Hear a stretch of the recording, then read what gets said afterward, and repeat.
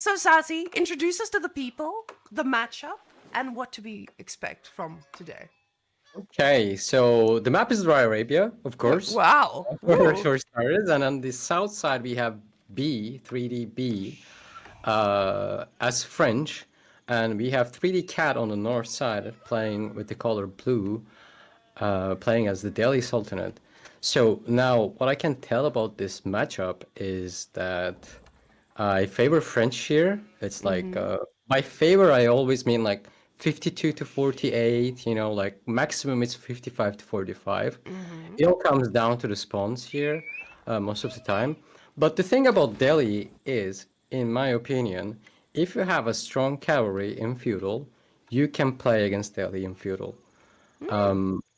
By that, what I mean, French Jeanne d'Arc is a different concept, right? There is a hero, you don't want to feed her, you don't want to give XP to her, and you're Delhi, you want to push and you want to fight for sacrifice. So like you have to give XP. So that's something different. But I think civs like Mongols, Ottomans, as well, Rus, these type of civs do well against Delhi just because they have that strong cavalry that can fight against the Ghazis so that you can contest the food that Delhi wants to be on the map, the deer and the berries, and you can defend your own food because the long feudal game means you will need a lot of food and you don't really want to make early farms because all the food outside is free.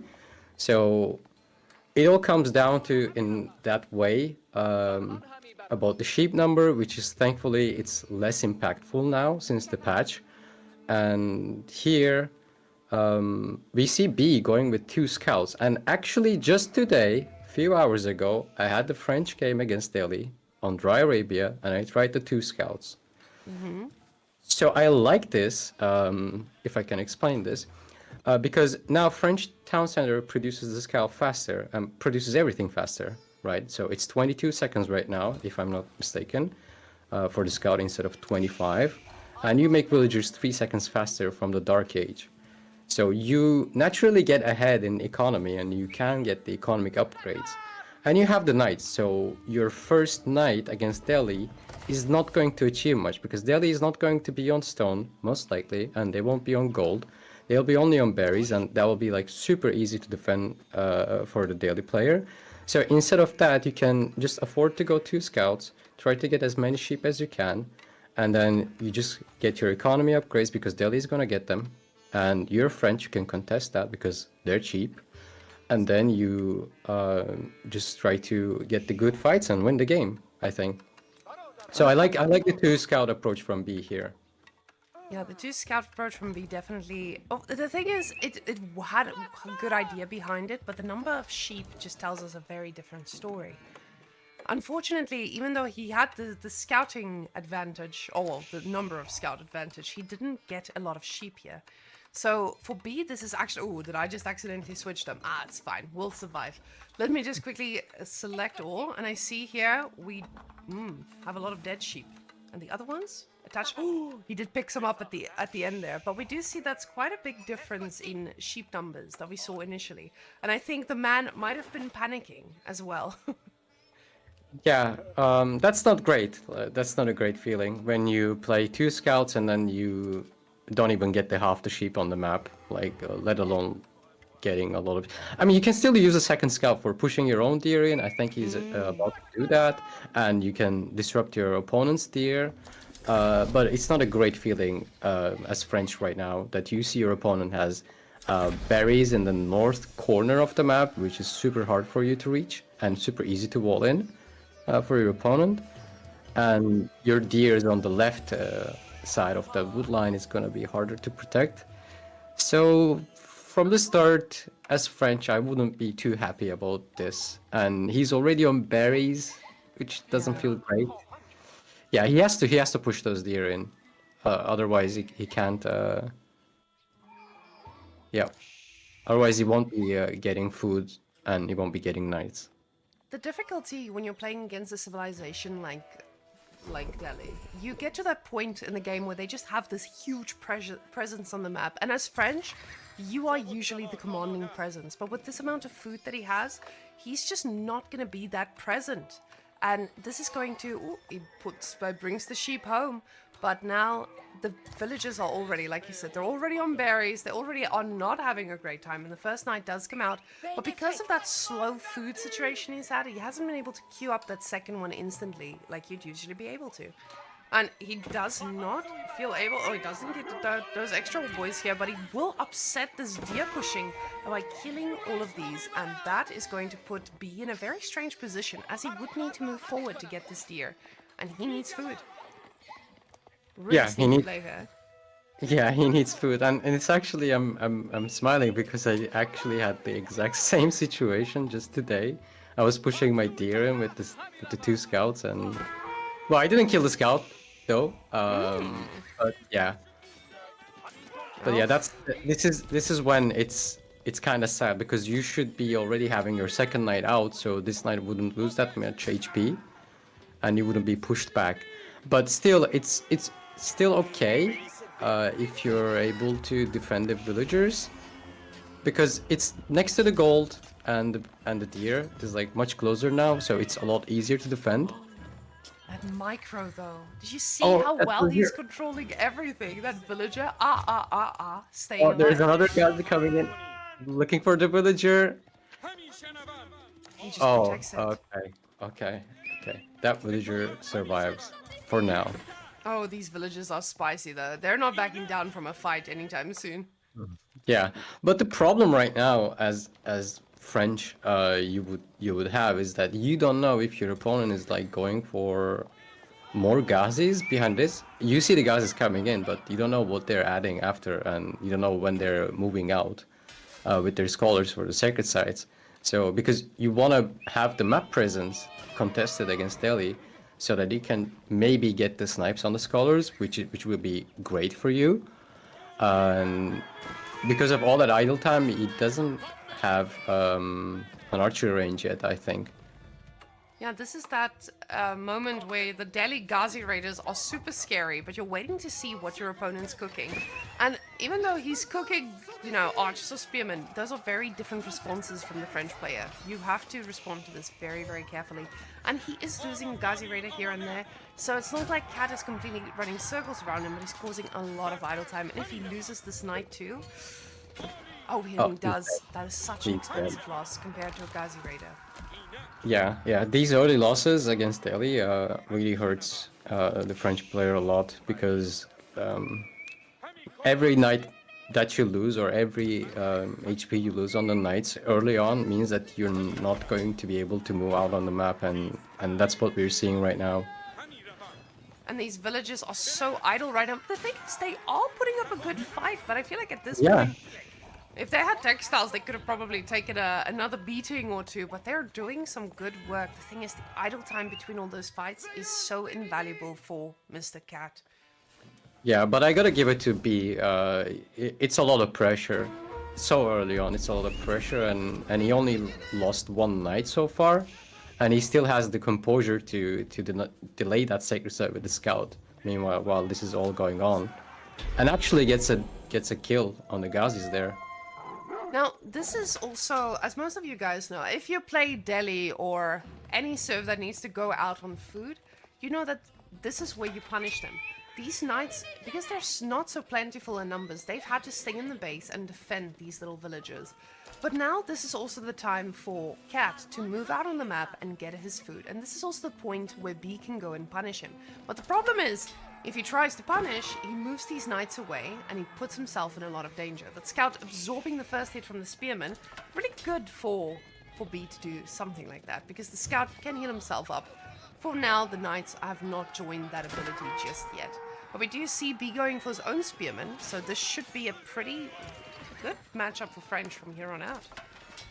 Yeah, it should be. Although you need to be very careful, because the spears are obviously doing a lot of damage on your knights, and as you can see, the Ghazis will outrun your knights.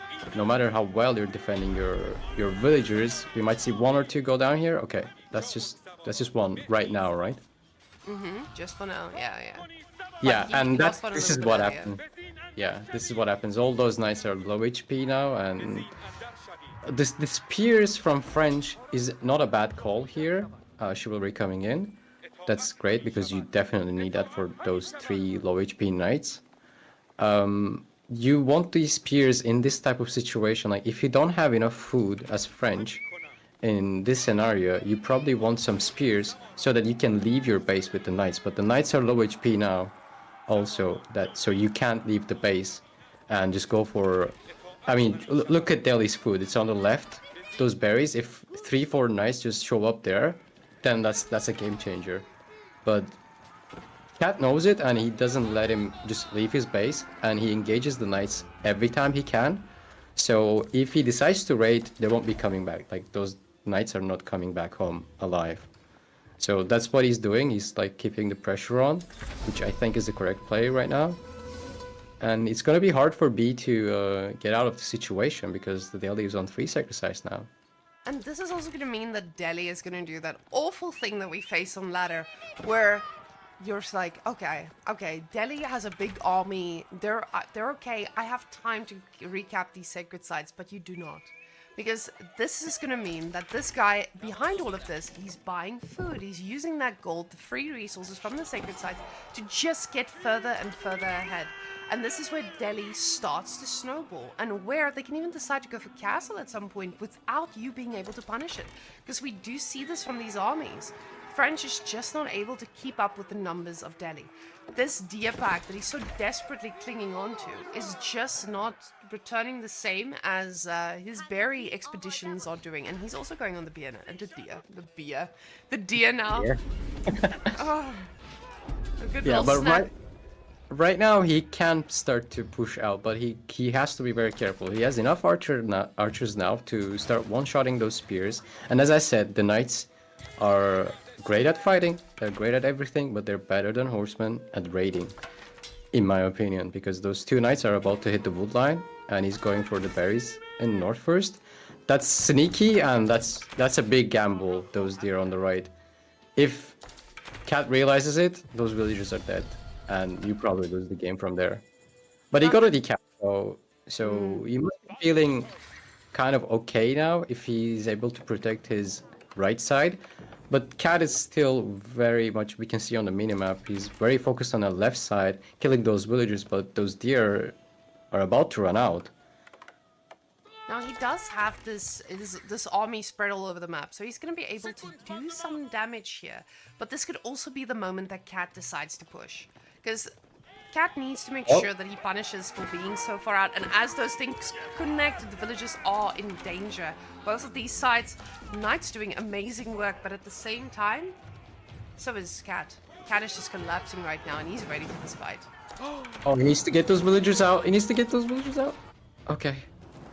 So this is what I meant. Like those 3 knights just killed 3 villagers and 2 spears along with them, and he was distracting Delhi player there. Oh, that's a questionable dive. But where are the spears? You need the spears. Out of position. That's where they are. Oh, they're And going the archers wrong way. already. No. Oh. No, but still, it's a full town center. That does a lot of damage.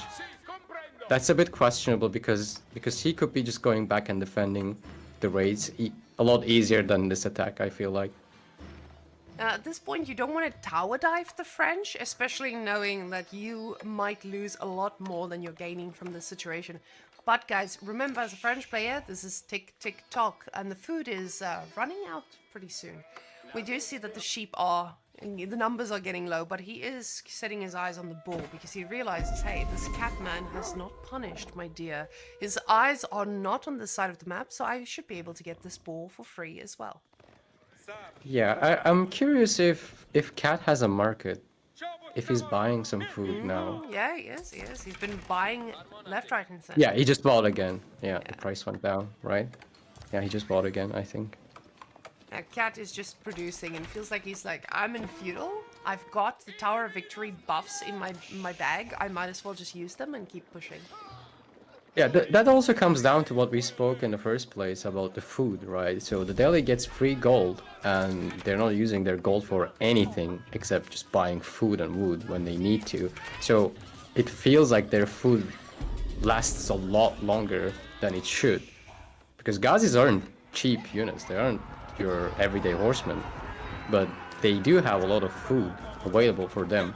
So that's just what we're seeing. Now B is trying to contest that.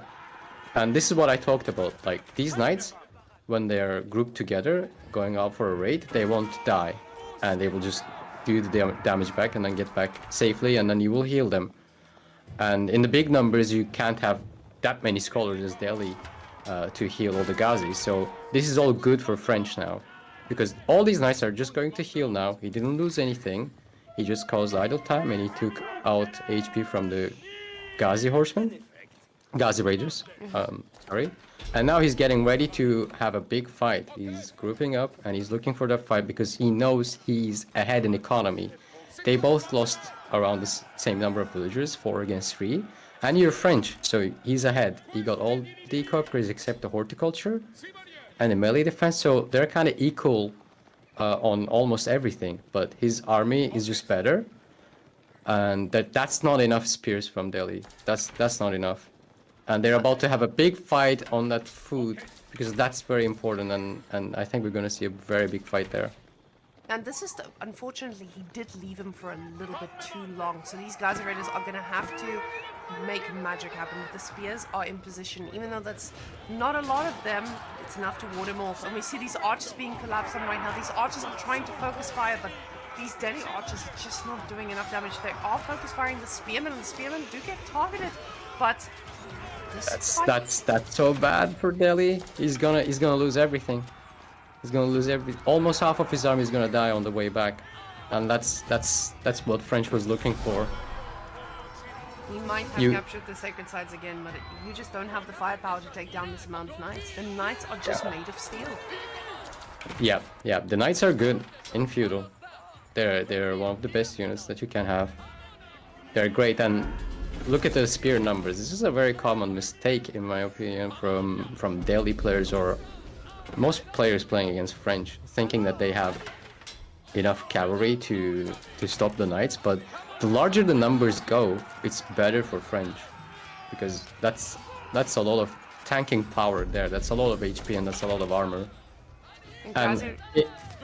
Sorry, in the large number of archers, yes, you do not care what you shoot at, but you don't really want to shooting at the knights. You're okay if you're shooting the horsemen because they have lower armor. So that's why that fight was like really catastrophic for the Delhi. And even now, if he goes around and he punishes on these external food sources, he needs to punish a lot harder than B needs to take trades for, because B again has that French buff of just getting the villagers a lot faster. So now this is a ticking time bomb. Delhi's power spike has run out and French is now just in control, especially now with these raids as well. He hasn't secured the side with walls. This is just going to be a free raiding ground for French, but for both sides. Yeah, Cat actually got a few more villager kills, but again, it's French, right? You're not too unhappy if you lose 1 or 2 villagers here and there, because you know you're ahead and you just want a huge fight. Like what I understand from Delhi players that they want to go a lot of archers as early as possible, because it doesn't cost that much food and you can mass them. Hello, villagers. He will realize. He will realize that. Yeah, I understand the feeling of wanting to have a lot of archers, since they don't cost a lot and they're really damn good. But the thing is, what did the archers give to Delhi in this game? Like, I don't think they did anything in this game against French. Yeah, the usual attack speed buff that we get from the archers on Delhi. So guys, Tower of Victory, it gives you that extra attack speed on your archers and on your other infantry. But on the archers, it's just so much more noticeable. The problem is they don't pierce through knights' armor that easily. So now these knights are just going to cause so much idle time. And for a lot of this game, you guys will have seen that Cat has had a lot of idle villagers. Because now with French being in the commanding seat, he's going to be able to just force his opponent to be idle, sit in towers and wait for better days. Yeah, and this is what he's looking for. He's not afraid of fighting the Delhi at this point, and he's not afraid of just idling him on the towers. And the moment you see some units keep raiding you, you just go for it because you know those units aren't in the main fight and they won't be making it there. Maybe pull back the knights a bit. Yeah, yeah. There were a lot of spears for some time. And this is now forcing your opponent to split his army as well. And this is what you want to do as French because, again, French units are so strong and so good. And their weaknesses come in when your opponent has a lot of numbers to handle you. But now you're forcing your opponent to be all around the map. And you can just close in on this. These villagers are waiting in that tower to die. 5 out of 5. That's going to be 5 villages that are about to go down. The army is ready. They want to fight for their civilization. They're coming in, but this is not the scary army he thinks they are. The Gazi Raiders do get on top of the archers, but they're about to melt. The spearmen doing a little bit of work with the stealth forest, but being pulled back, and the archers are going to be able to target them down. Gazi Raiders on the other side, they're doing some good work, but not enough to make up for what's happening on this side of the map. Yeah, can I ask something? Is B really gathering the boar on the left side without being noticed? Oh yeah, What a he does. cheeky That- boy. that's a great play. That's a great play. I like it. I really love it. It's not like Delhi was going to use it anyway, right? Yeah, it's they don't really like it. Yeah, They're not, happy not with part berries. of the diet. Yeah, they'll just want to Yeah. eat the bushes, baby. Now, Yeah, Actually- they're following a healthy diet. Yeah. guys, as you will notice now, this is now a desperate deli. A desperate deli is a woodcutting deli like this. Because you know they ran out of food. Tick, tick, tock. There's one full as deer here on the ground, but that's it. The farm transition is in session. And unfortunately, with 12 dead villagers, that is not going to be an easy game to keep going. Yeah, he basically has. He's even walling those villagers in just because he just wants to go for it, I guess, and extra safety. Oh, the wall bug, but we will just ignore that. We'll just ignore that. Okay, okay. We're working on it. We're working on Yeah, it. yeah. I mean, doesn't even really need to. Yeah, the Royal Institute. This is like 1 out of 10 times that you would want to make Royal Institute because you know this game is not gonna last any longer. You're just going like you have 22 knights. It's about to be 23, and if you just upgrade those knights into Castle Age, you don't even need the Royal Bloodlines. Like if those if those knights are Castle Age knights, it's game over. It's over now.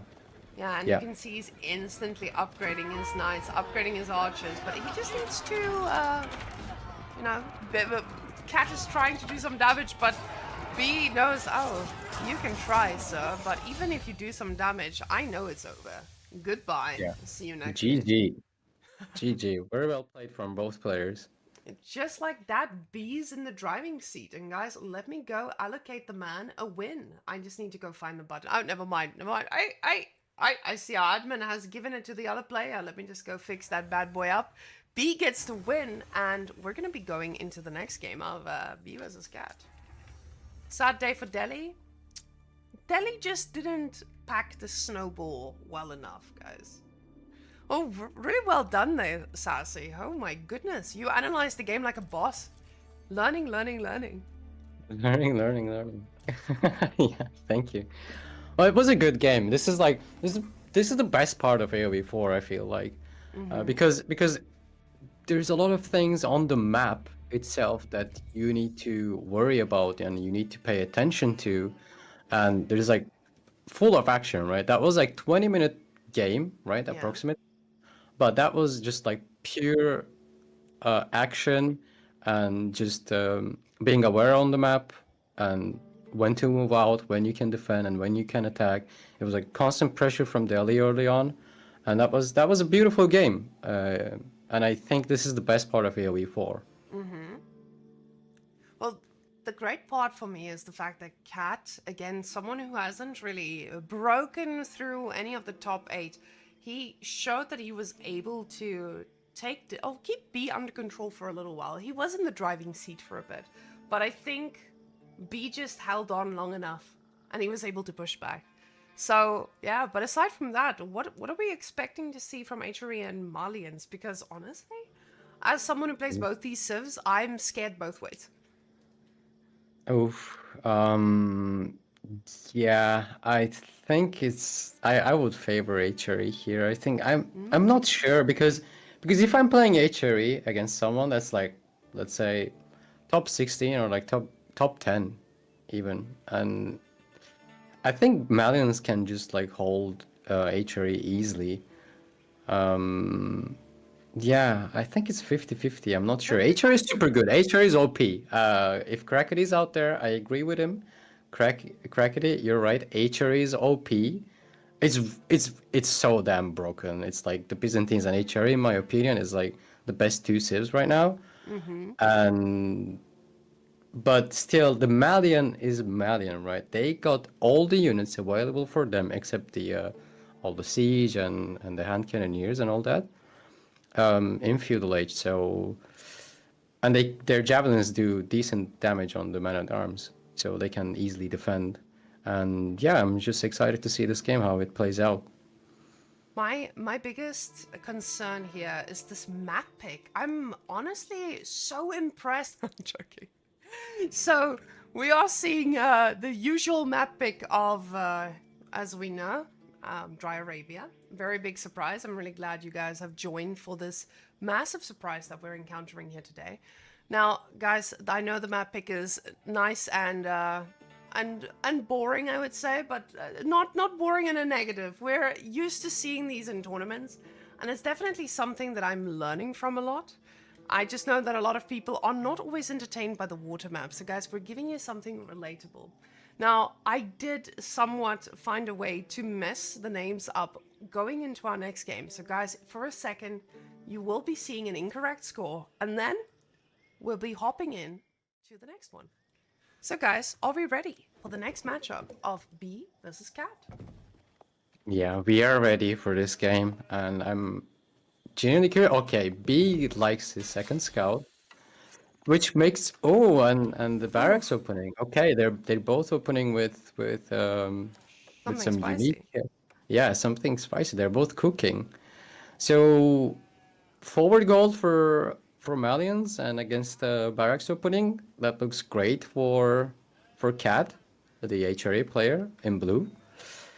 And yeah, two scouts also makes a lot of sense from Malians to slow down the HRE aggression on you for a bit, or just deny them from getting a fast castle and still be able to have a lot of sheep under their town center.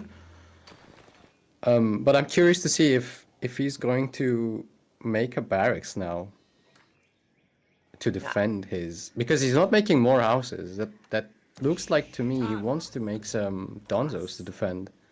The question is, did he see this? And the answer is no. He does not realize what's cooking. So this man might be going, oh, guys, we're getting a Hawk tour. Thank you very much for the $5 for our King of Dry Arabia fund. Appreciate it. Does the scout get the opportunity to see it? Not today. Not today. He doesn't know, Pepela. He doesn't know.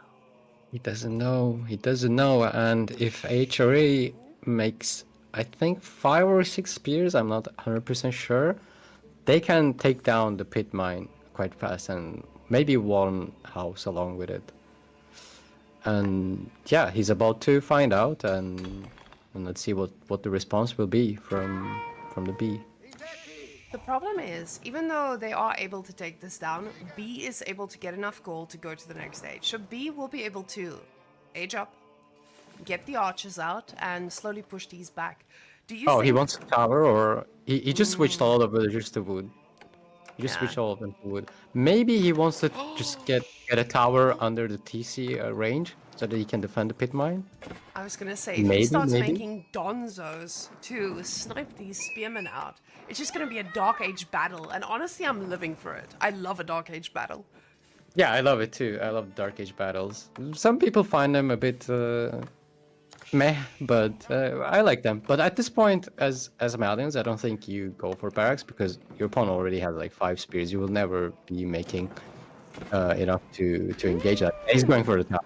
That makes the most sense. Yeah. The problem is that tower is very far out, and the spearmen should be able to deny that. Yeah, maybe. Oh, that's gonna be a lot of idle. Oh, okay. Maybe he gets it on the right side of the houses. Yeah, now he decides to change course of action, but he realizes that one is also a little bit too close. Now he's in the range, but maybe... Okay, yeah. Cat is like Cat sent a villager forward to tower there, by the way, which is also a pretty good play. Yeah, he doesn't will stop. get the tower up. This man, he is bee and cat. They're just two peas in a pod. They don't stop. They just keep going. Whenever you think you've had enough, they say no, you don't. You need more. Let me give you more. And this tower rush is exactly that. He is gonna go for more wood here too, so I'm expecting to see this being the show off of the century. Does this game end in Dark Age? I hope not. I want to see more of them. I hope it doesn't end in Dark Age, but yeah. So Cat realized that he can't take down the pit mine. Probably the tower is covering it. Oh no, Not it enough. doesn't. He thought Not it's covering enough. it. We wouldn't be able to kill that, but so he switched to killing the houses. So he could actually kill the pit mine all this time. Oh, that's sad. Trying. He's trying. The thing is, him going in here, he thought he would be able to reach this, and this is just unfortunate for him right now. He cannot contest this, but he does decide to go up with the Monster Quarry anyway, but trying to get it a little bit quicker than usual. We see a little bit. 8 villages is a lot of bit faster than usual. But HRE on the other side, we're getting cooked here, I'd say. That's a lot on gold, and it doesn't look like they're changing course of action. Is this going to be a fast castle behind all of this? I am not sure. I think he is pretty comfortable if he decides to play with. I think he's in such a good spot that he can do anything. I think he can just lock the game in feudal right now, because all the other pit gold mines are vulnerable. He's gonna lose that house. The problem is as well, the other pit mines, like you said, they're vulnerable, they're far. The thing is, they're backwards. So Yeah. it does take a long while to go and get these. But the problem is as well, you don't want to split up your army at the point where Malians gets their archers. And let's see if that is going to be the play here. So archery range instantly popped down. So we will be seeing out some units here that can handle these bad boys. Because these bad boys, they're causing havoc. And I don't think Cat wants to slow down anytime soon.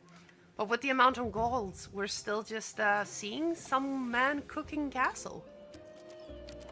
Yeah, but his chapel is also on wood. It doesn't. We will see now if he decides to go on wood and get the upgrade. Okay, he pulled the villagers. I think he will just get eco upgrades right now, and probably drop 2 archer ranges and then just go for it, because he did a lot of damage, and without the pit mine, without the gold banked already, B's gonna have trouble massing javelins. Oh yeah. Because that's how you hold it, and you just can't. Yeah, he's going for a wheelbarrow, and then he will get the wood upgrade, I suppose. Yeah. I'm curious if he will just like follow with some men-at-arms or with archers, but I think I would make just archers at this point.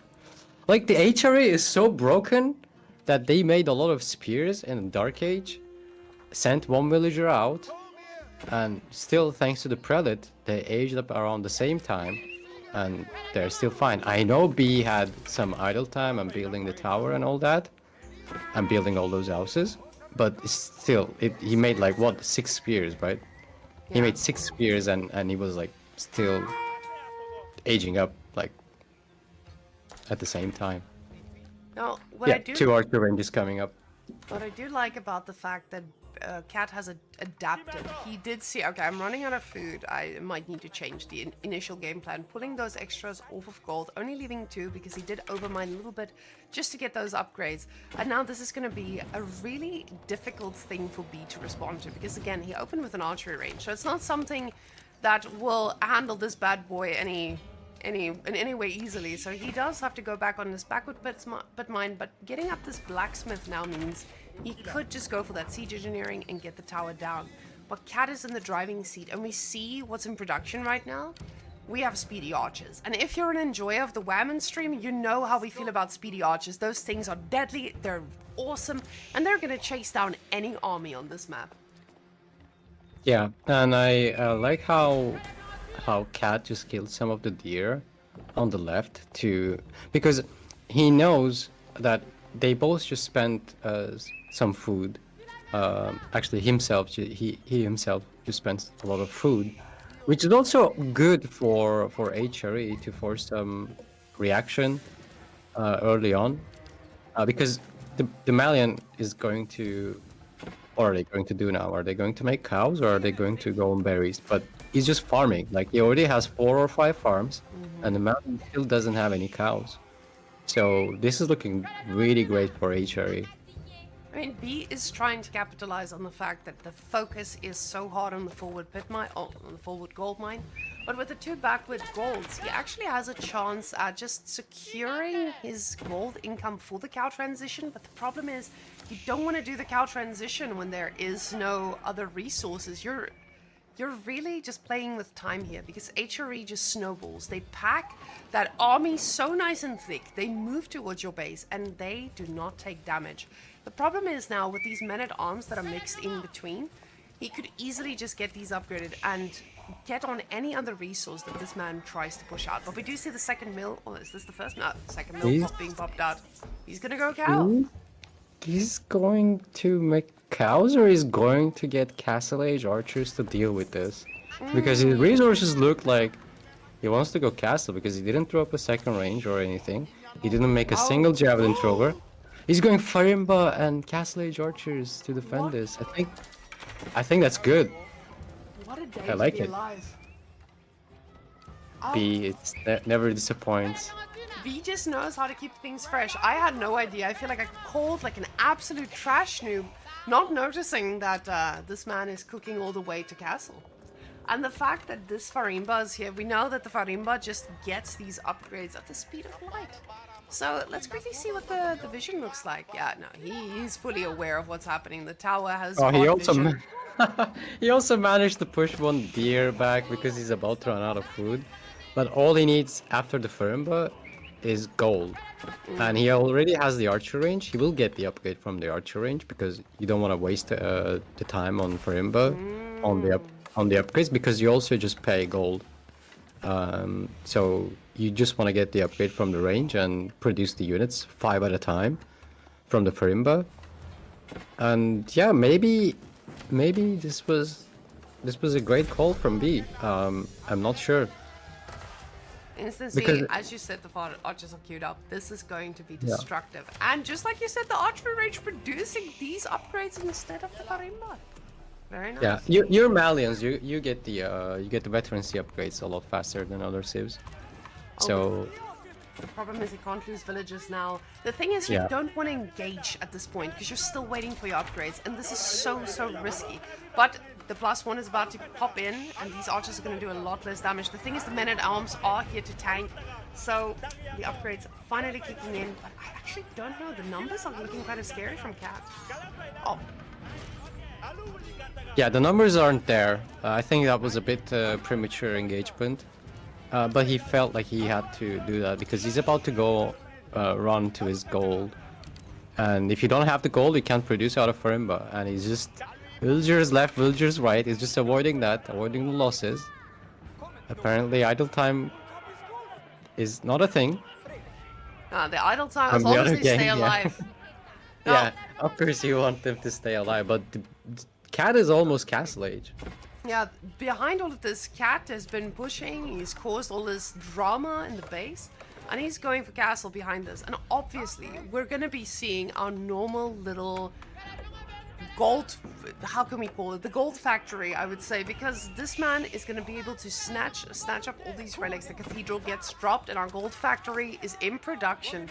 Now these archers do need to back out, and B has a very narrow window to do damage right now, because Farimba is fine, but not for too long, because HRE is just better later on. Yeah, does he have a tower in his base? Yes. Cat? Cat, For the yes. gold, yeah, yes, for the gold, and yeah, and he has for the wood line, yeah, because that's what counters like that narrow window that you were talking about is just like gone thanks to those 2 towers right now.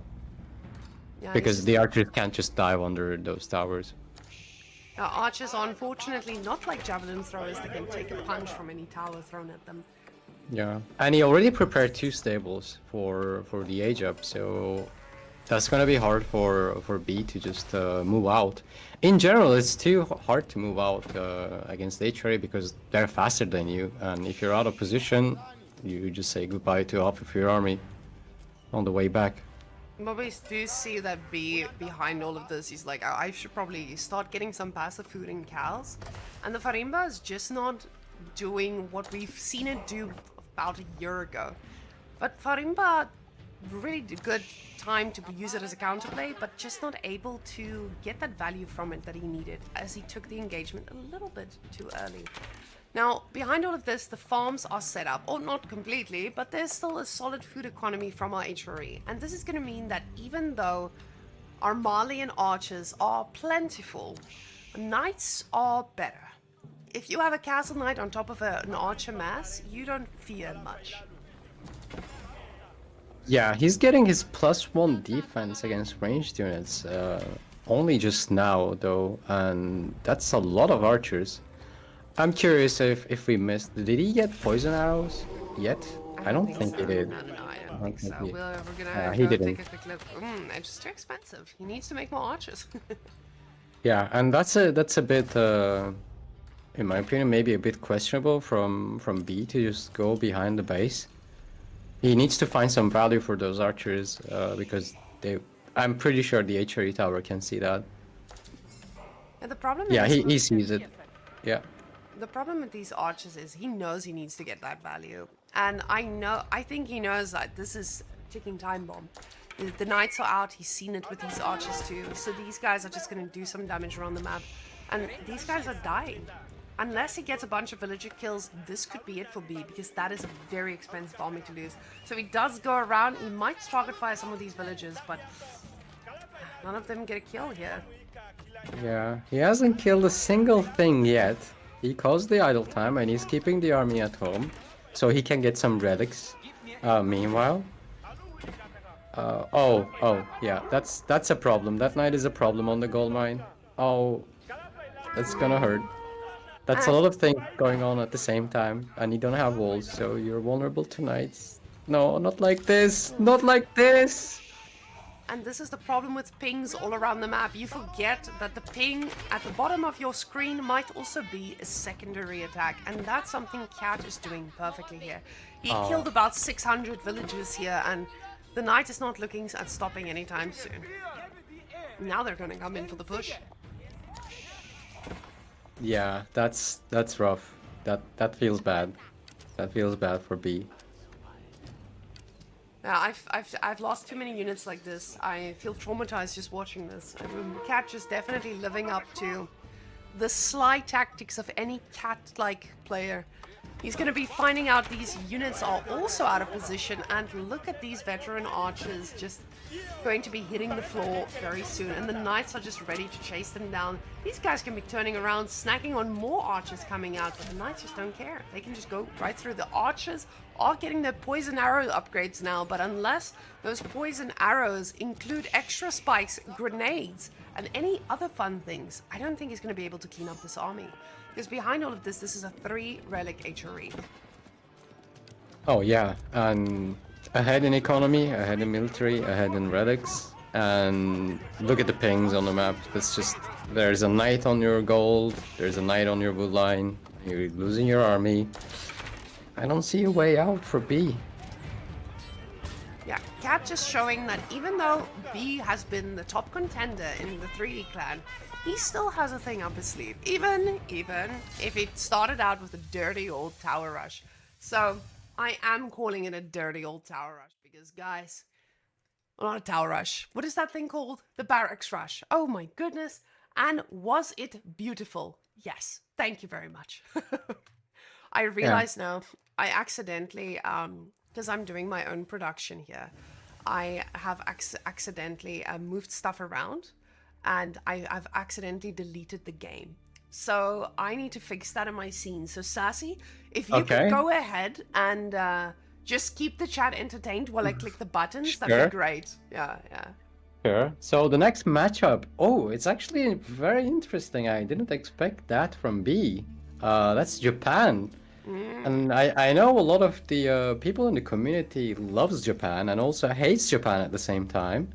Also, most people love and hate English at this point, so I'm curious, what's the chat? Can you write one in chat if you like English? Write two in chat if you like Japan. Oof. Which one is your favorite? Two, a lot of two. A lot of Okay. twos. Yeah, a lot of twos and ones. Some threes there. They both. I think the threes hate them both. They just like they dislike English and Japan.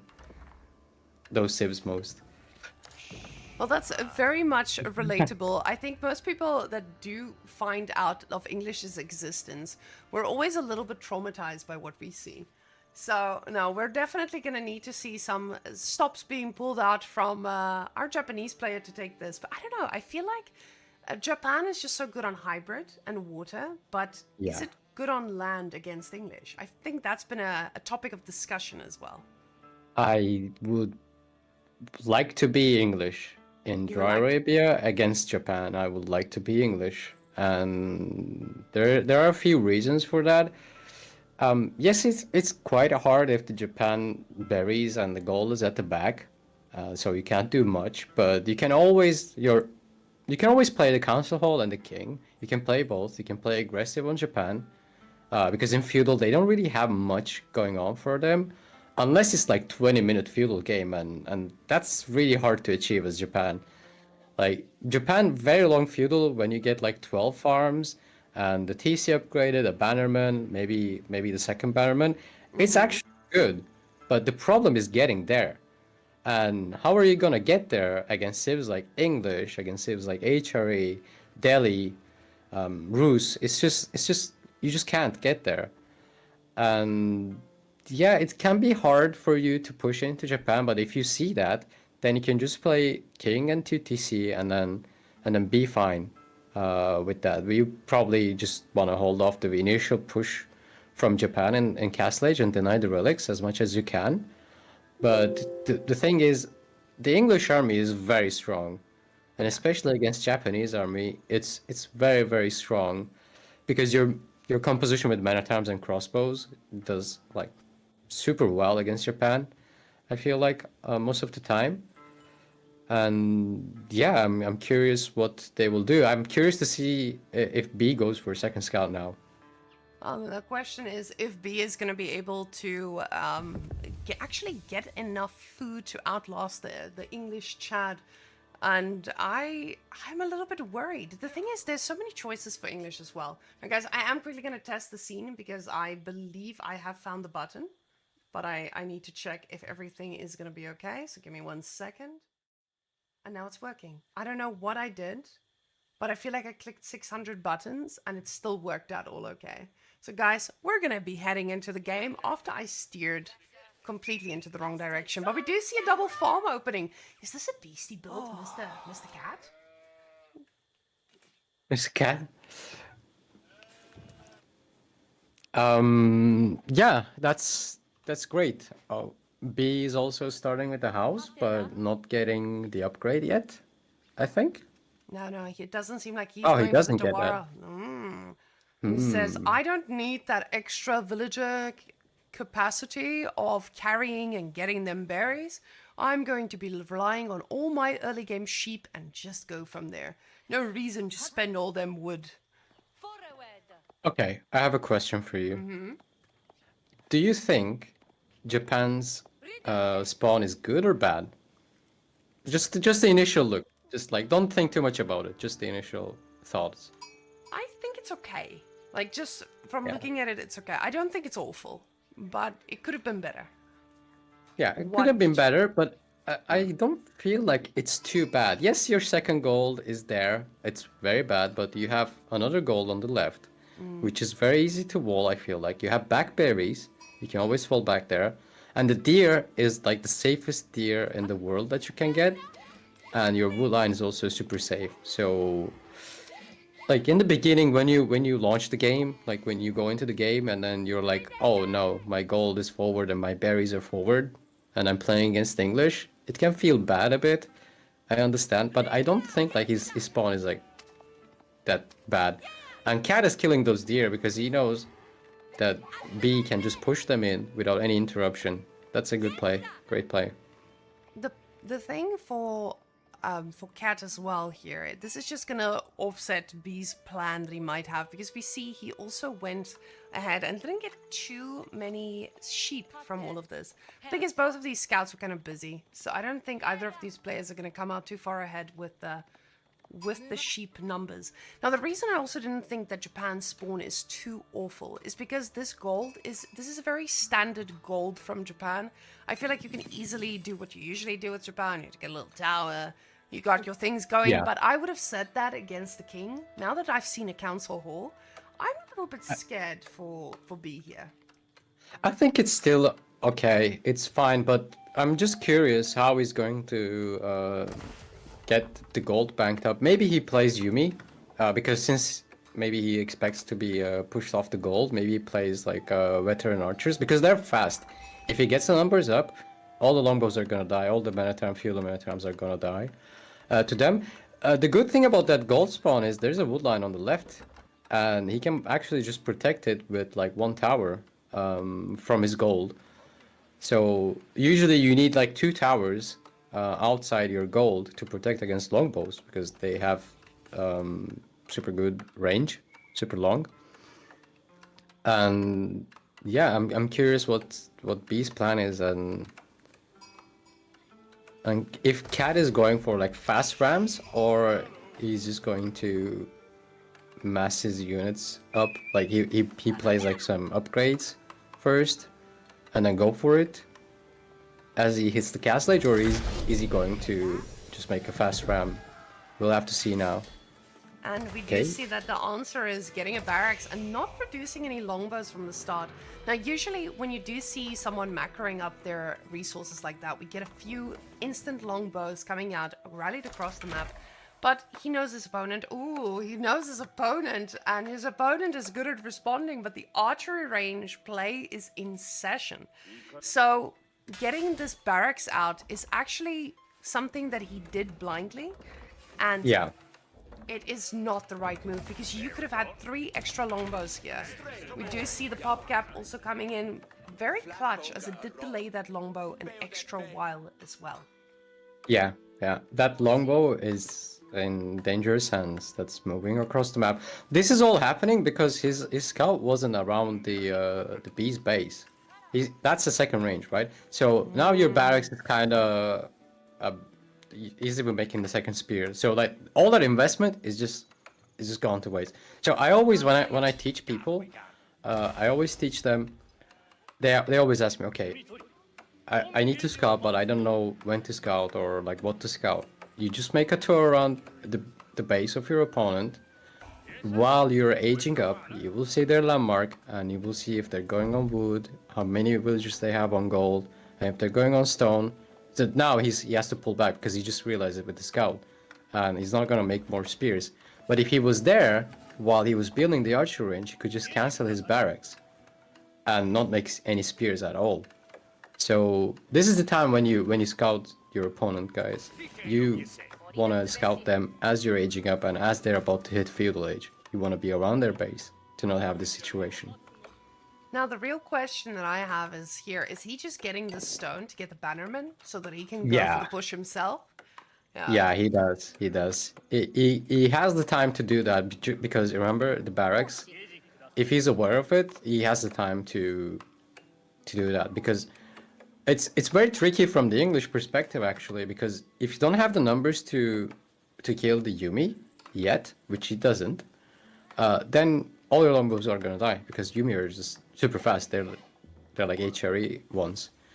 But I love that the cat is just pushing the deer in. Like all these little things that these top players do are very nice, and every month I feel like we're seeing some new things that is like being improved on pro players. Deer has been one of these in the past like 6 months, I feel like. But like he's using all his resources, which resources I mean like his units. Okay, he can't push now, but he can just push in. Is that 6th tier? And that's so good for him. That's so well done. I Yeah. love seeing these things from players, really do. And this is one of those things that we can actually learn from. I think a lot of people might be like, oh, well, what can I improve? I just made this army and I got countered by their composition. You use them effectively. Don't stand still. The moment you stand still, you might be wasting them. But now, with these guys coming across the map, and we see that their attack speed is actually much faster than longbows. The longbows at 1 point... Oh, wait. This movement speed. That's movement. Yes. The Now- attack is same, I think. It is. 162. 162. 162. Yeah. So it's just the movement speed. These things zoom around the map really quickly so they can catch up to the longbows if they are... If they've got the number advantage. You know Yeah. what I liked about B at the beginning as well? He just got enough gold to be able to get his +1 because he knew how deep he was going to go into this. And now all of the villagers are going over to the gold and we're going to be seeing upgrades. Oh my gosh, I said over to the gold, but where are they going? Are they going to the They're ball? going to ball. Oh, he just killed the scout and he's going for... I wonder if he was going to bore before he killed the scout, but if he's just doing that, that's a great play. Because now the English player has no idea that you're going on the bore. You can do anything you want. You can even drop like 2 stables and then just like catch him off guard even. Like, killing the scout is so much important. Like, that's so good. And he instantly queues up another scout because like that's how important it is. It's basically lost 1.2 villagers. But it's still like he needs that information. He needs to know if he's going castle, and now he's making a use of his barracks. He's making men at arms now, which is great because they're going to be able to tank a lot against those Yumi. And B is going for that cheeky raid. Now the thing is, you don't want to fight under an English TC because the longbows will get that extra little bit of firepower, which will allow them to contest on these Yumi numbers that we do see from Japan. But now the thing is, his +1 defense is not in just yet, and it is in from B. So now this fight might go very, very badly one way or the other. And he is waiting for those numbers to get together, but the 3 men-at-arms, they're standing ready. Yeah, the thing is, English cannot move out in the situation because Yumi are produced kind of fast because they cost like nothing compared to normal archers or longbows. And now he realizes, thanks to that second scout that he just made from his TC, that he realized that that raid was coming on because you can just easily snipe some villagers and just get out super fast. It's the same for HRE. With Japanese archers, so he's just walling, which is the correct play because he probably wants to leave his base at some point and look for some fights against those Yumi with the Minotaur at the front. So he needs those walls. So even this tiny move that just B did, even if it's noticed, it causes a reaction from the English side. He needs those walls. Walls will stop the archers. So I think that's what he's thinking. Yeah, and he's securing the side quite simply now, and he's just trying to force B into coming into this position where he will get that attack speed boost. And he's not going to be able to do anything to these people chopping away on the gold. Now, it does look like the fight is about to commence, but B, being careful, making sure he doesn't get these longbows all pumped out with that yellow, fiery power. Now guys, he does have his bannerman, and the bannerman is just going to make this fight so much better for B to take. He does want to pull out his opponent quite far from his TC, because the moment you're out of the TC range, you're not going to have that bonus that English usually does. Yeah, and B is slowly making his way to Castle Edge, by the way, behind all of this, thanks to that boar. And now he has so many Yumi, and with the bannerman, they have the same value of a normal archer in terms of damage, and he can choose when to fight and when not to fight because he's faster. He's just faster than longbows. Oh, the bannerman is half HP though. It was like running at the front. Now the nice thing about the bannerman is even when it dies, it will leave that little flag on the ground, ensuring that these archers are still boosted. But this fight actually goes really, really well for Cat. Cat just sniping these down. The men-at-arms doing so much work, just soaking up these arrows from these Yumis. Yeah, that was bad. I understand the feeling of doing this from B. He wants to reduce the number of the enemy units just about to age up himself, right? So that the counter push to him doesn't hurt him as much. but he just like he didn't kill any longbows there, and just a few men at arms for all those Yumi. Feels like wasn't really worth it. But Oh, I see that Cat is trying to say meh, and he is bringing out the villagers forward to try and close this out. I think this is a little bit optimistic from Cat here. Because, yes, you do have these numbers, but again, you have an upgraded Japanese TC, you've got a tower on the gold, and you have a B that's currently going floating gate. Now, this doesn't mean that it's easy for B. If he goes up and he doesn't get any units out that can handle these bad boys, he's going to be in danger. But B just delays this. By just Yeah. pulling out these guys, he's just forcing Cat to go back to his base and stopping that push from being so deadly. He needs to be yeah, careful, though. it's very risky, but it's actually working. It's working very well. Just pulling him back to his base. He's like, I'm faster than you. And yeah, and he's about to upgrade those Yumi into Castle Age Yumi, and that is gonna probably be enough to hold everything. And, But oh, the weird situation right now is that, well, if you want to go back to defend your base, now there is an enemy army between your units and your base. So what are you gonna do? and I love the fact that he just put that Yurashiro right in there to get this thing extra fast and just make sure that the gap is going to be closed pretty soon. He does get pushed off the ball, but at this point, it is not that deadly because there were also those idle villagers building a little tower here. Now, I don't know what Cat's plan is going to be because Cat does need to do damage, but soon enough there's going to be units that he can't handle with those longbows. Or was he just going to double down and keep getting longbows? Or keep getting Yumis? Yeah, it's a weird situation for Cat right now because okay, he idled all the gold now. That's great, but your opponent just got +2 attack and upgraded the Yumi, so they don't really want gold. They're not making samurai or mounted samurai. And he's looking to fight here. That's great for B actually because the longbows, not all of them are in the range of the network of castles. Okay, now they are. Now we can fight it. He's just ignoring all the men at arms. Actually, just killing them. Never mind. It would have been a dream, right? But this bannerman is being taken out every single time. B's just not controlling the bannerman to the optimal capacity, and all of a sudden he loses a bunch more units as well. Now this is very dangerous for B. Now this tower is making this army very scary, but look at these villagers running for their life right now.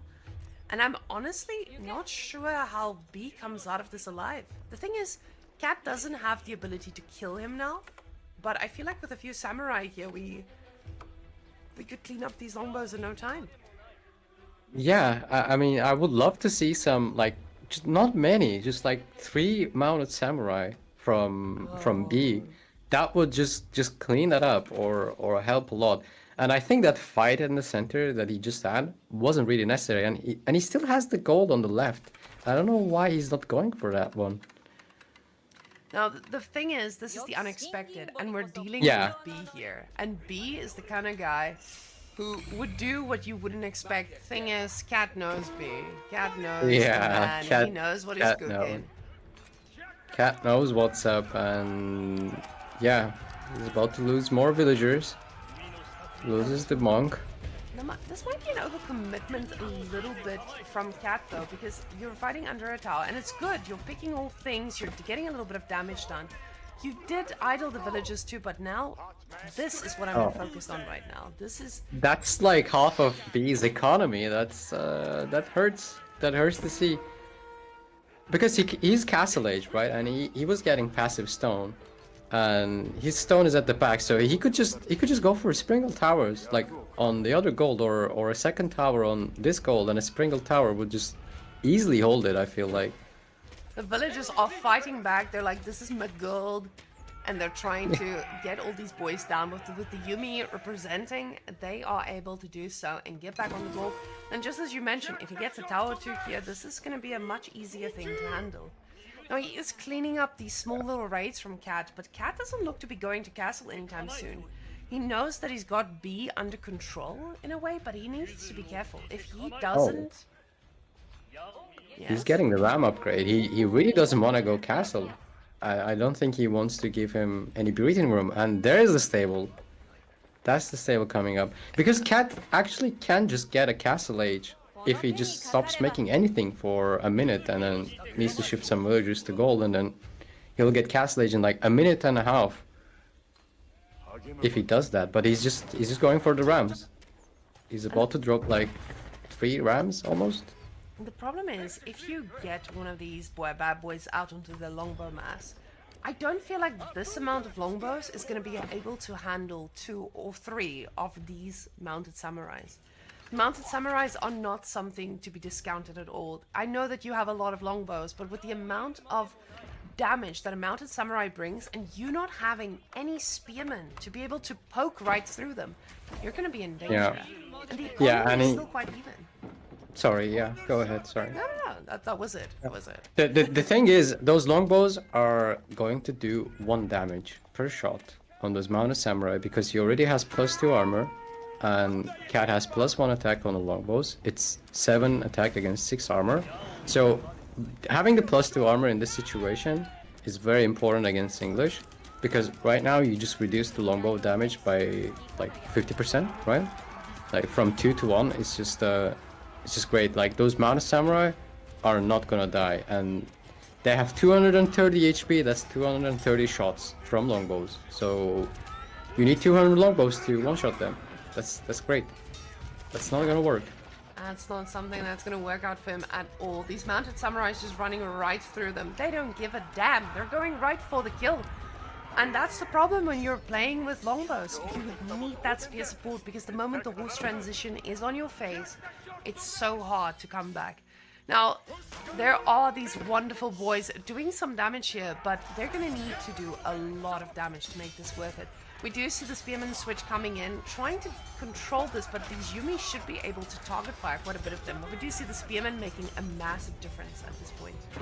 Yeah, having the spears is very crucial, but the thing is, spears cost food. Even if you're English, you want to be castle age at some point. And oh, that's bad. Oh, yeah, okay. You're English, but yeah, you don't have farms anymore. You have the farms, but not the people on them. Yeah, these guys are just gonna pivot as hurt. well. And again, just the constant pinging on the map is just gonna distract him. He's not gonna realize, like, hey, my eco is getting cleaned up behind this. And I think that's maybe what puts Cat on the back foot here. Just the fact that he doesn't realize by the time that 13 villages go down. Yeah, These guys that's... are next. Oh, they're all about to be idle, and probably 2 or 3 more villages are gonna die there. That's really bad, because we just talked about it, right? He could just get castle age, because your opponent can just pop out some mounted samurai at any point, and that just totally shuts you down. And now you have to make some spears, and you're committed to more into feudal, and your opponent is about to push in with almost 10 mounted samurai. Yes, you can hold it, but you could have the castle age army already, and those longbows would do more than 1 damage. So I think he was committing a bit too much on the field there, and now he's on the back foot.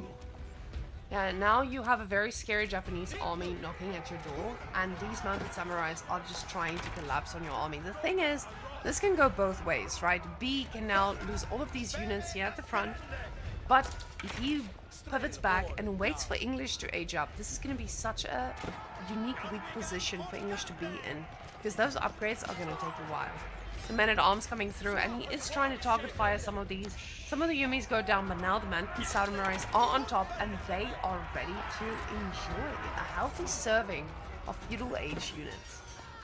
Yeah, that's beautiful micro from both of the players, by the way, but the thing is, you're English and you're about to age up. And that's 8 spears against, what, 8 knights there? I know in total there are more, but there's like 8 knights there, and you have only 9 spears. Feudal against castle. Like, if B decides to just dive in, I think he's just gonna end the game. Because also, this is why you need the white tower, probably. The King's Palace is a bit too optimistic, I think, at this point, and all those are literally gonna die. And the upgrades are cute, but look, there's no more gold for anything else. There's no +2 coming in. There's no savior coming here to help. These guys are just gonna run on top of these longbows and do good damage. Now, these Yeah. longbows are target firing, and they're doing an amazing job at getting rid of these Yumi, so the spearmen can prevail and just try to walk these horses off. But like you said, the numbers just aren't there for him. And before these upgrades kick in, this army goes mostly down. B in complete control, 26 villages idle, and we can see the power of those raids just absolutely throwing Cat out of the game. Yeah, even an English TC is not able to save you there because it's the age difference. You don't do damage to them with the arrows anymore. Unfortunately, not. That was a beautiful game, though. This series has been fire. I love it. Yeah, Cat and B, the thing is, we could have expected this. These guys are both, they're both Chads.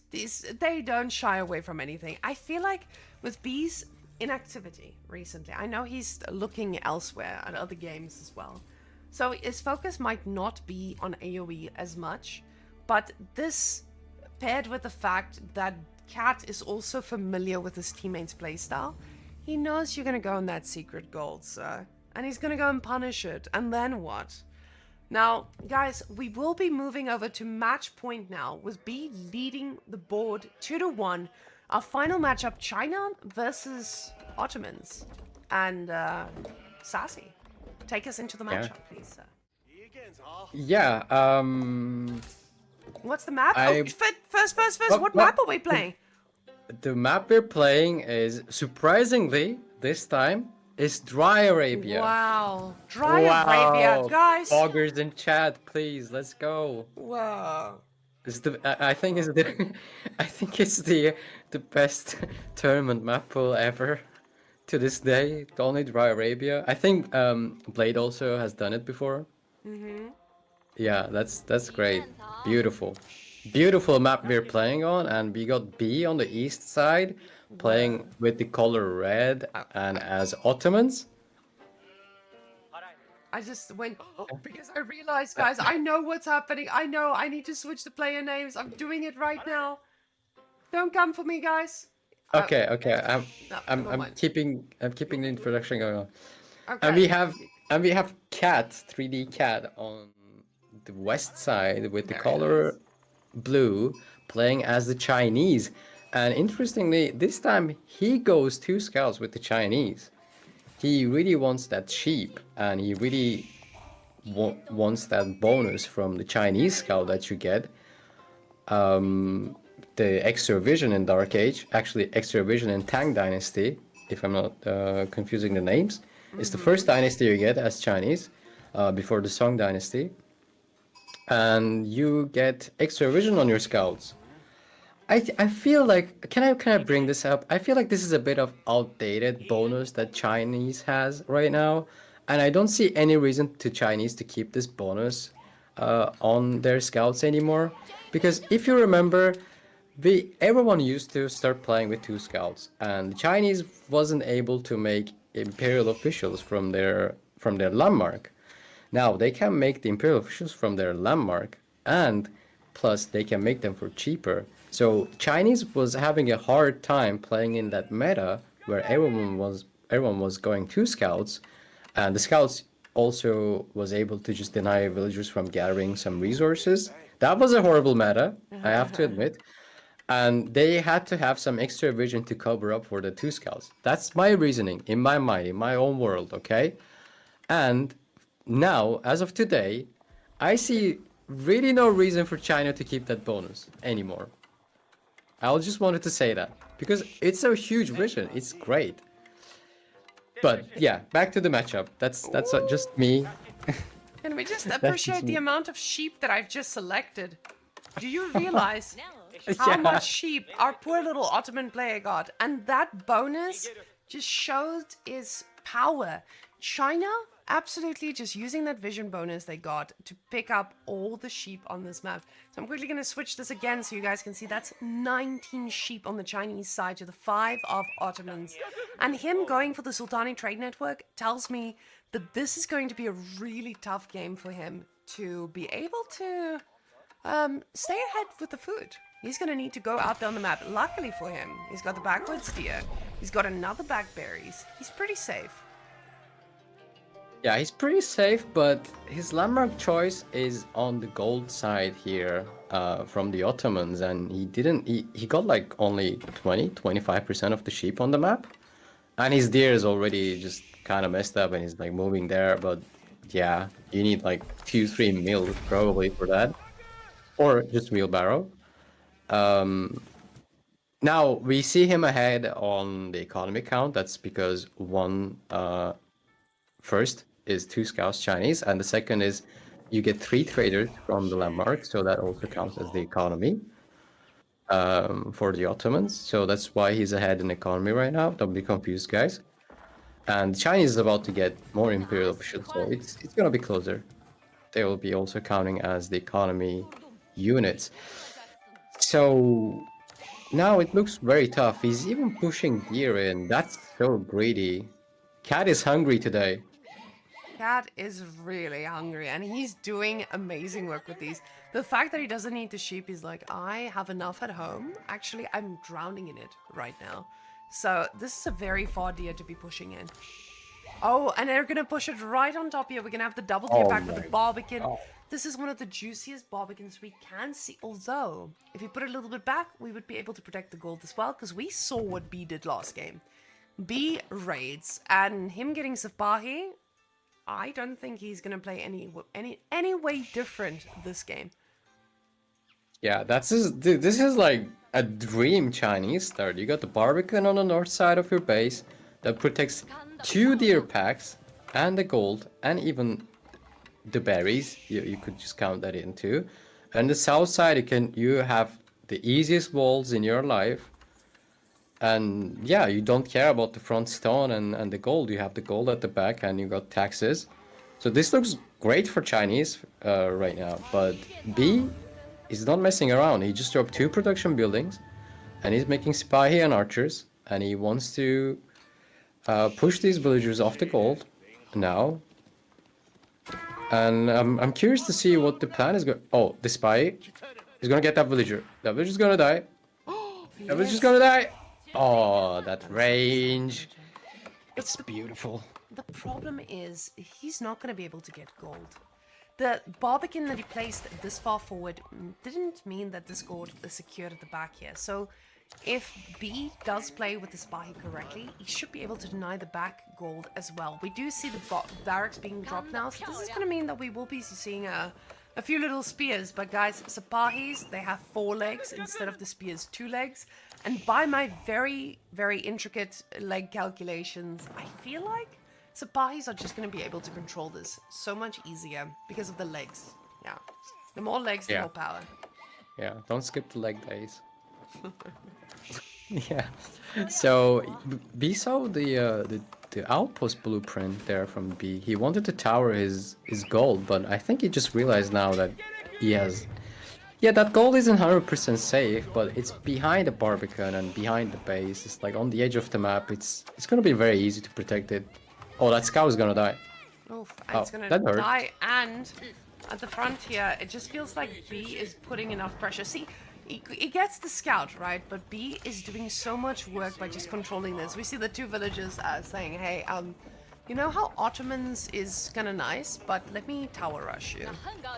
Yeah, but Cat is behind this is like, okay, I'm Chinese. Let me introduce you to Chinese. I can build stuff 100% faster than you, maybe 1,000 times faster than you, and that tower is going up, and he's able to defend. He was also dropping an archer range behind that to just like supervise some chicanoos to snipe those villagers, I think.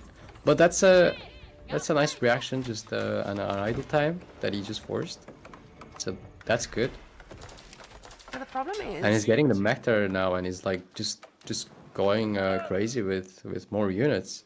The funny but thing I wonder what the... Sorry, go ahead. Oh no, where's the military school? Yeah, he's like, he doesn't care. He didn't make one in the Dark Age. Personally, recently I don't really make them in feudal anymore. I don't think they're like really worth it. Since also because you get the points, the vizier points, much later than what it used to be. And the schools are, yeah, they're kind of just a bit more slower. And it takes like around, I'm not exactly sure, but 2.5 minutes or 3 minutes to pay themselves off. And in a game like this, where you need a lot of units to do some pressure, they're about to be like, they're gonna be too slow. It's not gonna be enough. So Yeah, I only make one in the Dark Age and the rest in Castle Age. I've noticed with the other Ottoman games we've seen on Dry Arabia, the second military school just doesn't get added in. There was a first military school that gets dropped, and that one is constantly producing in the Dark Age. And from there on out, it just doesn't look like they're utilizing the military schools as much as we used to see in the past. Now, the Sultani Trade Yeah. Network just amazingly getting gold behind all of this. So I feel like B is just capitalizing the advantages of his Civ as well. And we do see the blacksmith here in the middle, ensuring that these things are just popping out units nice and quickly. Yeah, yeah. The spy production time is because they're expensive. It's kind of actually slow. That's why you need, when you have two stables, you definitely need a blacksmith to produce them out fast. And now he's going for that gold. He's gonna check that gold. But the thing is, this is how I don't understand this. How Chinese has 386 gold per minute without having any villager on gold. How is this? Why? Please. No. Like being like I'm denying his goal, right? I was about to tower his gold, but he's not getting gold. He's not mining gold. But like behind this, China is like totally capable of getting the wheelbarrow and +1 range attack, and Chicanews, they also cost some gold. Like they're not free. Now, and he's getting another archery range as well, but he's just getting Jugunu. I was surprised. I thought maybe he's going to switch to archers because, again, he's not getting that gold, as you said. So this is that weird point when China does have the passive gold, but they're not getting enough to constantly sustain this. He does get that wheelbarrow in now, but this is starting to become a really scary army from B. It's not... you don't have a Barbican you're pushing into. There's just this flimsy little tower that's not really doing too much. And B realizes, I don't have this ticking time bomb of China going castle behind all of this. Oh, that Barbican can only hold 8 villagers, and he notices that. That's a really great attempt. That's a big idle time, in exchange of some HP that's lost on the spy, which is totally okay for the Ottomans now. For all that chaos you're creating in the opponent's economy, I think that's totally worth it. He needs a village or another tower there to protect those villages. That's a lot. That's a lot more than 8. Yeah, this is And this, an yeah. awkward situation for China to be in because you need the food, but I also feel like with the 1,000 wood he's got in his bank, he's not able to spend his resources. So this feels a little bit iffy for poor little Mr. Cat. I feel like with B just absolutely utilizing every single bonus he's had, he's able to spend everything except for the food right now as I'm saying this. But now we can see Cat realizes, hey, I might need some gold here to stay in this fight, and now my 700 wood is going to be turned into farms. I say that's a that, bit but he might... Ooh. optimistic going for that gold. I'm curious why he didn't go for the back one here. And did you notice that like the B is actually getting the military schools now, because he kind of forced a longer feudal age, right? And about time that you get the military schools that we just talked about, because in this type of game probably they will pay for themselves and they'll be giving you some extra on top of it. So he's getting like 2 schools. Oh my god. Guys, it wasn't just wham. It seems it's something else as well. I don't know what's happening. But Age of Empires just bugged again. And I have no idea what's causing it. This is insane. This is the second time it's happened now. Or the third time it's happened. Give me 1 second. Let's get the thing next time when it happens, so we can... The thing? What is the thing? The thing when you crash, the warnings log. Oh, that's a good idea. Oh my gosh, Yeah, the man. you can send it to devs and yeah. The thing is, it might be coming from my side as well. I did change the encoding today to see whether that would affect the GPU usage that we have noticed on my side. But I have a 3070. Yeah, that's great. But maybe because on Discord also the Discord quality isn't the same, obviously. But it's also like if it's using your GPU too, maybe it's kind of bugging things out there. Time to upgrade GPU. Yeah, Twitch. What are we gonna do about that, Chiefs? You got 3070. I don't think you really need it, but yeah. I have a 14th gen Intel processor as well. Like I got the boys, you know? What's going on? But don't worry, guys. We'll catch up in a moment. Time to upgrade me. The thing is, my computer is pretty kick-ass. I spend... streaming coding is fucked up. Could it be because it's on a partner channel? That might also be an issue. Okay, guys. Let's hop back in and quickly catch up. Yeah. So far in the game, we can say that this is going to be a fuel fight, and this is gonna be a big fight, and it's gonna come down to a lot of micro and their composure. The thing where we left the game is I don't like that Chinese is only on like one barracks and it's not supervising it because he wants to go from the taxes naturally. Sipahi are no joke, especially when you don't have a front line. They can just pop that fortitude and just erase your archer line like in a matter of seconds. So for that I'm kind of worried for Cat. Because Sipahi are no joke. They're actually better than knights even when it comes to killing the ranged units, right? And they're one of the best units in the game in my opinion, and yeah, so that's what I'm worried about. And he was dropping military schools, so he's gonna get even more Sipahi out of them. That's the thing, right? Like with buildings like Farimba, military school, White Tower, you don't know what's gonna come out of him. Like, you don't know if he's getting even more archers or more Sipahi. So when we left first, we're almost caught up now. So guys, we did see him go for that double military school, and this, and again with the other raid from the side, this is where Ottoman shines because their army is just so mobile. Like you said, Sipahi are great, and in these numbers, they definitely can pack a punch. And now you're forcing your opponent to upgrade. Again, you can see 900 wood being floated. He's just not able to get those farms out as well because he's fighting against a bunch of Sipahi.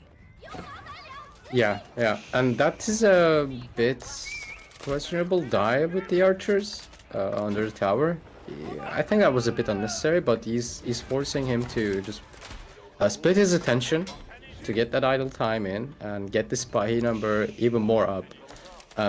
Because when you have a lot of Sipahi, I heard Corvinus talking about this before, when you have spears in front of them, yeah, they tank for the Sipahi and they attack, but guess what? When you have a lot of Sipahi, that's the same thing, because they're gonna be able to deal damage behind the first row, so the second row of the Sipahi is gonna be able to deal damage, and he's about to get that critical mass of the Sipahi. It's like 20, it's gonna be 27 against 18 spears.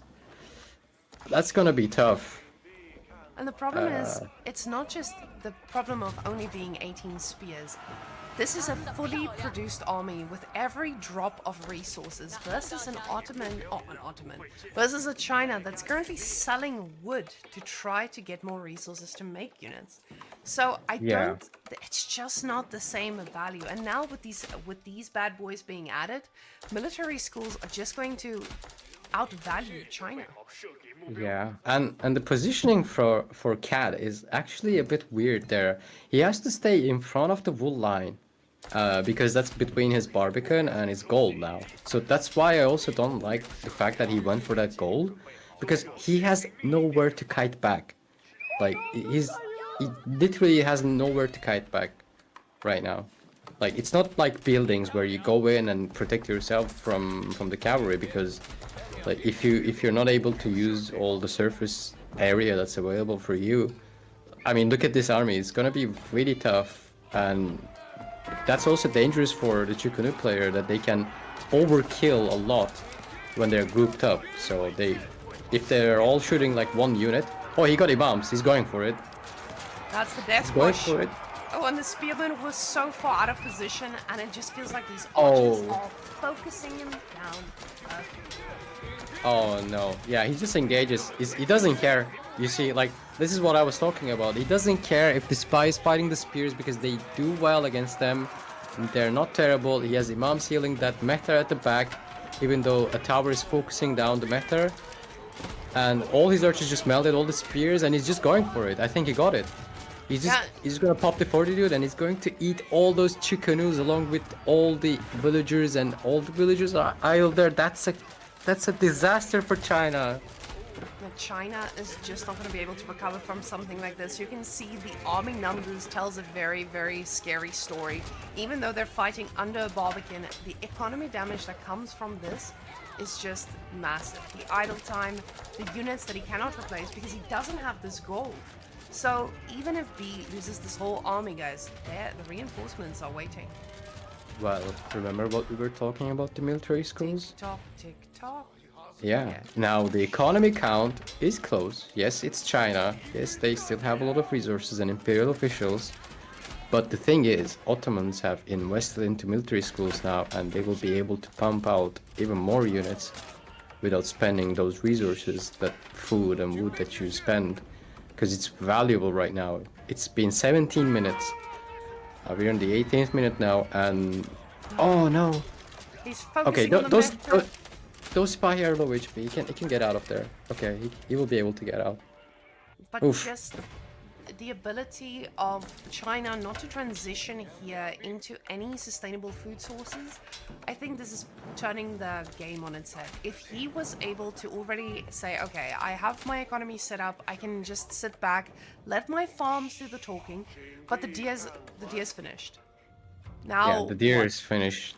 That was a lot of food there, and remember how many sheep he got?